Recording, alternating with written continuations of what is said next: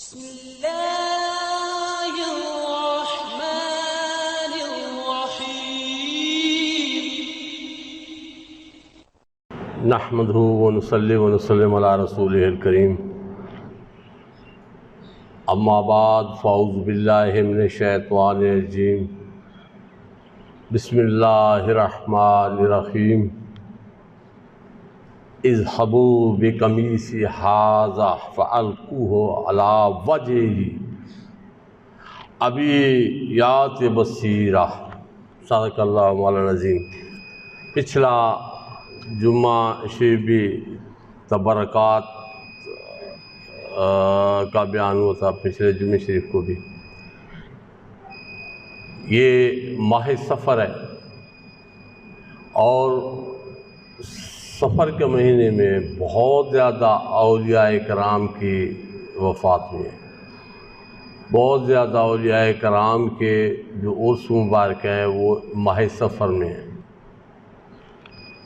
اس نسبت سے اس جمعہ شریف کا جو چند منٹ کا جو بیان ہے وہ بھی تبرکات کے حوالے سے چند باتیں آپ کے گوش گزار کروں گا۔ یہ جو بھی آپ کے سامنے آیت مبارکہ کا حصہ پڑھا ہے یہ سورہ یوسف کی آیت مبارکہ ہے۔ سورہ یوسف کی آیت مبارکہ ہے اور اس میں بھی بیان تبرک کا ہے اور یہاں پہ قرآن کی نص ہے کہ یعقوب علیہ السلام جب یوسف علیہ السلام کے غم میں رو رو کے ان کی آنکھیں مبارک وہ ختم ہو گئی، جو آنکھوں کی نظر تھی وہ ختم ہو گئی، اور جب پھر یوسف علیہ السلام کے بھائی آپ کو ملے اور اپنے والد کے بارے میں جب آپ نے پوچھا کہ والد صاحب کا کیا حال ہے، تو بھائیوں نے عرض کیا کہ آپ کے غم میں رو رو کے ان کی آنکھوں کی بینائی چلی گئی ہے۔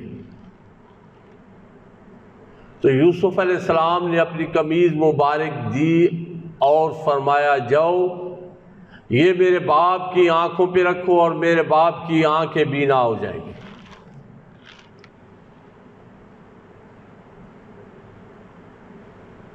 اب جو یوسف علیہ السلام نے قمیض دی تھی اس میں کوئی آئی ڈراپس نہیں تھے، ٹھیک ہے کہ وہ ڈالنے اور نظر جو ہے نا ان کی بینائی واپس آ جائے گی۔ وہ تبرکن دی تھی، وہ جو قمیض تھی وہ قمیض تھی ابراہیم علیہ السلام کی، جو وراثتاً یعقوب علیہ السلام کو ملی، اور وہی قمیض یعقوب علیہ السلام نے یوسف علیہ السلام کے گلے میں اس وقت ڈالی جب بھائی لے کے جا رہے تھے، اور اسی قمیض کی برکتیں تھیں جہاں جہاں پہ بھی یوسف علیہ السلام چلتے گئے اللہ تعالیٰ عز و جل نے آپ کو انعامات سے ہی نوازا۔ اب وہی قمیض لوٹائی جا رہی ہے یعقوب علیہ السلام کے پاس۔ جب آپ کے بیٹوں نے وہ قمیض آپ کی آنکھوں مبارک پہ رکھی تو آپ کی بینائی واپس لوٹ آئی۔ تو کیا ہے؟ وہی تبرک کی وجہ سے، وہی نسبت کی وجہ سے۔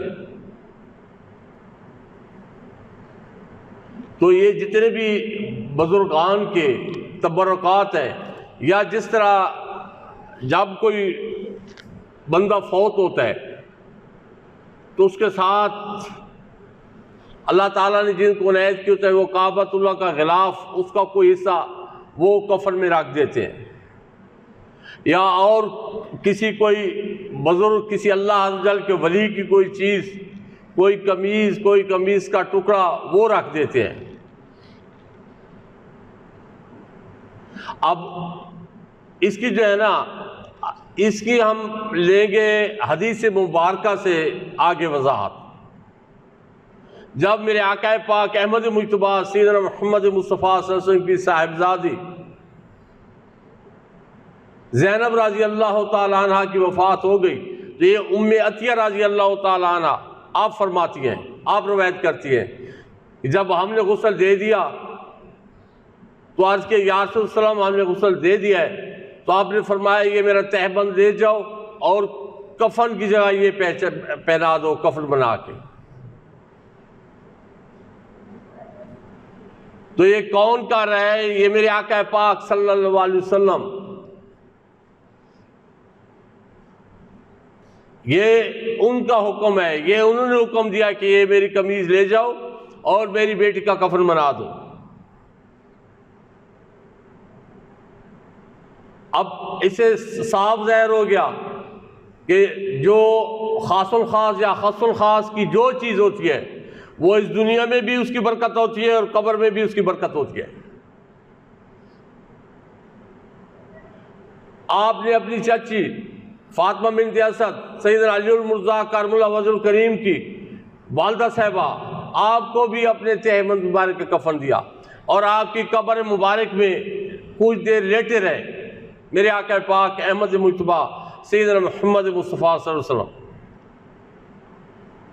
تو صحابہ کرام رضی اللہ تعالیٰ عنہ نے پوچھا تو آپ نے فرمایا یہ جو میں نے اپنے تہبند دی ہے جس کا یہ کفن بنایا گیا ہے تو انشاءاللہ جنت کے لباس ان کو پہنایا جائے گا، اور قبر میں اس لیے میں لیٹا ہوں تاکہ ان کی قبر روشن اور کھلی رہے۔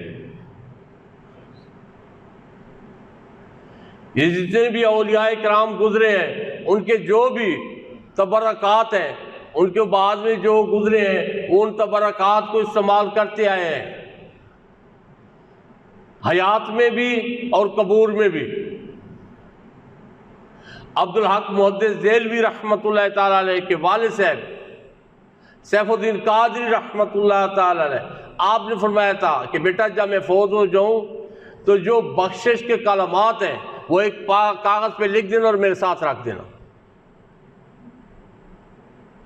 اور ہمارے موجودہ دور میں اکثر لوگ عہد نامہ رکھ دیتے ہیں، لیکن اس پہ بھی لوگ اعتراض کرتے ہیں۔ وہ جس طرح ہے نا قرآن کلوا واشربوا ولا تسرفوا، کھاؤ پیو اور اسراف نہ کرو، یہاں پہ بھی جو ہے نا اعتراض ہوتا ہے کہ یہ اسراف ہو گیا، کیوں؟ اب جو قبر میں بندہ گیا اس نے کیا پڑھنا ہے عہد نامہ؟ اب کیا فائدہ اس کو؟ تو اور دوسری بات یہ ہے کہ یہ ایک بندہ جس کو عربی آتی نہیں، جو پڑھا لکھا ہی نہیں ہے، جو صرف الف بھی نہیں لکھ سکتا، اس کو پتہ ہی نہیں ہے، جس نے کچھ بھی نہیں پڑھا، تو اس کو کیا فائدہ دینا عہد نامہ نہیں؟ تو یہاں پھر جو ہے نا جو علم والے ہیں،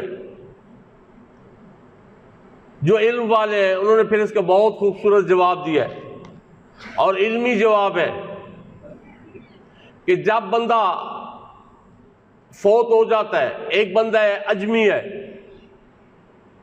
ایک مثال کے طور پہ ہمارے علاقے کا ایک بندہ ہے، اب اس کو پوری اردو بھی نہیں آتی، عربی تو عربی، اس کو اردو بھی نہیں آتی، لیکن قبر میں جب اس سے سوال ہوگا ما کنت تقول فی ھذا الرجل، تو وہ اس کو اس کا سوال کا بھی پتہ ہوگا اور وہ جواب بھی اسی زبان میں دے گا۔ جب بندہ جتنے بھی جنت میں یہ چلے جائیں گے اجمی لوگ، تو وہاں پہ ان کو پہلے ان کی کلاسیں ہوں گی کہ یہ عربی ان کو سکھائی جائے۔ تو یہ جو اللہ تعالیٰ عز و جل اس کے دل و دماغ میں وہ عربی کی پوری سب کچھ ڈال دیتا ہے، عربی بھی اس کو آتی ہے، بولنا بھی آتا ہے، اور وہ لکھنا اور اپنا پڑھنا بھی جانتا ہے نا کہ میدان حشر میں اب بندہ ایک ہے ٹوٹلی ان پڑھ ہے، لیکن ہے میدان حشر میں اس کا کتاب نامہ اس کے ہاتھ میں دیا جائے گا کہ پڑھو۔ اگر وہ ان پڑھ ہے اور اس کو پتہ نہیں ہے تو کیوں کہا جائے گا کہ پڑھو؟ تو اس لیے یہ جتنی بھی چیزیں ہیں کوئی اس میں ایسی وہ نہیں ہے، یہ فائدہ دیتی ہیں، ضرور یہ تبرکات یہ فائدہ دیتے ہیں۔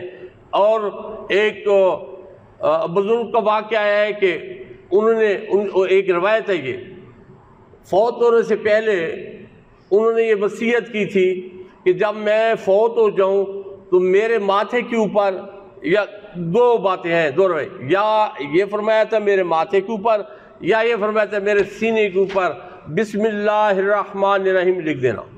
بندہ عام سا تھا، یہ میرے ماتھے پہ لکھ دینا یا میرے سینے پہ لکھ دینا۔ تو وصیت کے مطابق لکھ دیا گیا۔ جب لکھ دیا گیا، وفات کے بعد دفنا دیا گیا، اس کے بعد کچھ عرصہ بعد کسی کو خواب میں وہ بندہ ملا اور اس سے پوچھا تیرا کیا حال ہوا؟ اس نے کہا عذاب والے فرشتے تو آئے تھے، لیکن جو ہی بسم اللہ الرحمن الرحیم لکھا ہوا دیکھا واپس لوٹ گئے۔ تو مطلب کیا ہوا کہ بسم اللہ انگلی سے صرف لکھا گیا، روشنائی سے نہیں لکھا گیا، سیاہی سے نہیں لکھا گیا، سیاہی لا کے یہاں پہ لکھ دیا گیا۔ آپ اکثر بزرگوں کو دیکھتے جو اللہ تعالیٰ کے خاص بندے ہیں، بعض دفعہ آ کے انگلی کے ساتھ اوپر کچھ لکھ رہے ہوتے ہیں۔